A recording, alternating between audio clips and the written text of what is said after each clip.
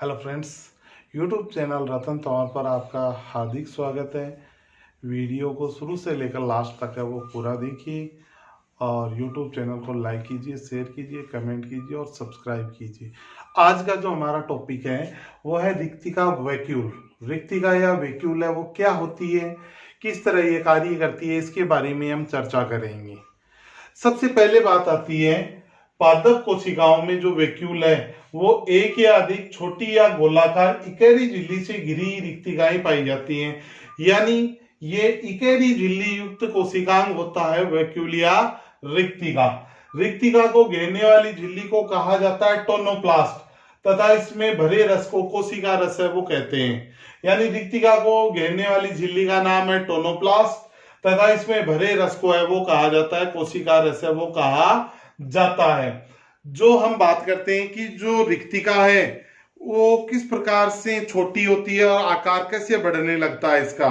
युवा कोशिकाओं में रिक्तिका छोटी होती है, जैसे जैसे कोशिकाओं का आकार बढ़ता है रिक्तिका का आकार भी बढ़ने लगता है।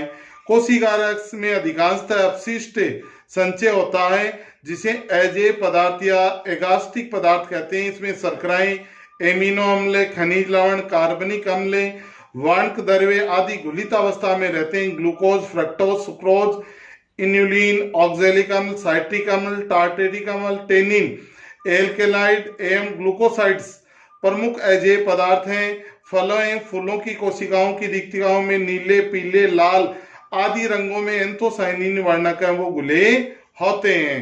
यानी अलग अलग प्रकार के ये वर्णक गुले पाए जाते हैं। अब आता है रिक्तिकाओं के प्रकार। इसमें मौजूद पदार्थों एवं कार्यों के आधार पर रिक्तिकाओं को 4 भागों में बांटा गया है। पहली आती है रसदानी। खनिज लवणों एवं खाद्यान्नों का ये संचय करने का कार्य करती है। दूसरी आती है संकुचनशील रसदानी। प्रासरण नियमन और उत्सर्जन में सहायक होती है। प्रासरण नियमन का मतलब ये होता है कि जो कोशिका के अंदर विलायक में विलेय अणुओं की जो संख्या है उसको कंट्रोल करने का कार्य करती है। यानी सिंपल भाषा में हम कहें तो जल में आयनों की सांद्रता को नियमन करने का कार्य। तीसरा है भोजन रसदानी। खाद्य पदार्थों का पाचन करने का कार्य करती है। और चौथी आती है वायु रसदानी। ये प्रोकैरियोटिक कोशिकाओं में पाई जाती है और इसका जो मुख्य कार्य होता है वो होता है उपापचयी गैसों के संचय के साथ तरणशीलता बनाए रखने में ये क्या करती है, सहायता करने का कार्य करती है। ये वायु रसदानी का कार्य जो केवल प्रोकैरियोटिक सेल में ही उपस्थित होती है। तो ये रिक्तिका, इसका स्क्रीनशॉट है वो बोर्ड से आप ले लो।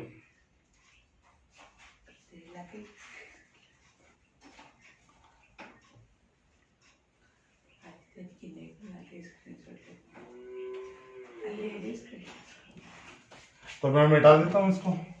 अब देखो, अब हमारा पॉइंट है रिक्तिका के फंक्शन, कार्य क्या होते हैं। रिक्तिका है वो कौन कौन से कार्य वो संपादित करती है। रिक्तिका के कार्यों में सबसे पहला जो फंक्शन आता है खाद्य पदार्थों के पाचन में सहायता और खाद्य पदार्थ एवं खनिज लवणों का संग्रहण एवं संद्रण करने का कार्य करती है। दूसरा है कोशिकाओं के प्रासरणी दाब एवं स्फीति को बनाए रखती है। तीसरा है उत्सर्जी पदार्थों का संचय कर उपापचयी क्रियाओं को बाधित होने से बचाती है। और चौथा है एंथोसाइनिन के पाए जाने के कारण फूलों एवं फलों के प्रकीर्णन में ये क्या होते हैं, सहायक है वो होते हैं। ये रिक्तिका के मुख्य कार्य होते हैं। यानी कहने का मतलब है रिक्तिका है वो इकेरी झिल्ली युक्त एक कोशिकांग होता है। क्या होता है, इकेरी झिल्ली एक कोशिकांग है वो पाया जाता है।